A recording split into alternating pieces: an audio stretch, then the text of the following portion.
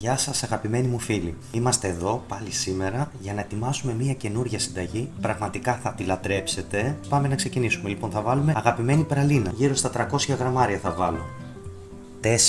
3 αυγά, μια βανίλια, έτσι για το άρωμα, λίγο αλατάκι, 60 γραμμάρια βουτυράκι. Όλα τα υλικά μου τα έχω αφήσει σε θερμοκρασία δωματίου, τουλάχιστον μισή ωρίτσα και παραπάνω.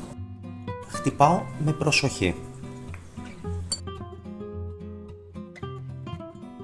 Έχω αποσύρει το μίξερ, τελείωσε η δουλίτσα του. Για τώρα μου αφράτεψε όσο ήθελα το μείγμα μου. Τώρα θα συνεχίσω κοσκινίζοντας το αλευράκι μου. Έχω βάλει γύρω στα 400 γραμμάρια, αν χρειαστεί θα το δω στην πορεία παραπάνω.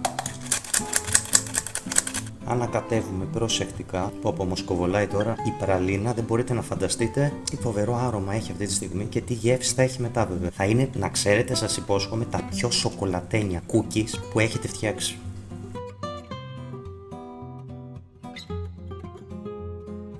Τώρα με ένα κουταλάκι θα κόβετε έτσι την ποσότητα που θέλετε, θα το πλάθετε σαν να πλάθετε κεφτεδάκια.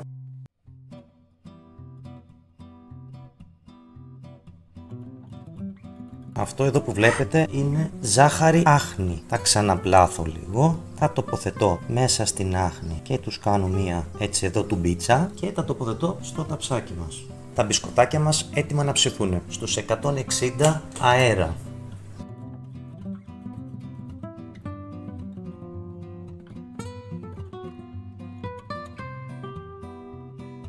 Είναι υπέροχα, είναι ακριβώς όπως τα θέλω. Τραγανά απ' έξω, αλλά μέσα είναι μαλακά. Έχουν τη γεύση της πραλίνας. Το βουτυράκι, αν είναι ζωικό, τέλειο. Εγώ έχω βάλει ζωικό. Δίνει φοβερό άρωμα. Κάντε τα και θα με θυμηθείτε. Πεντανόστιμα.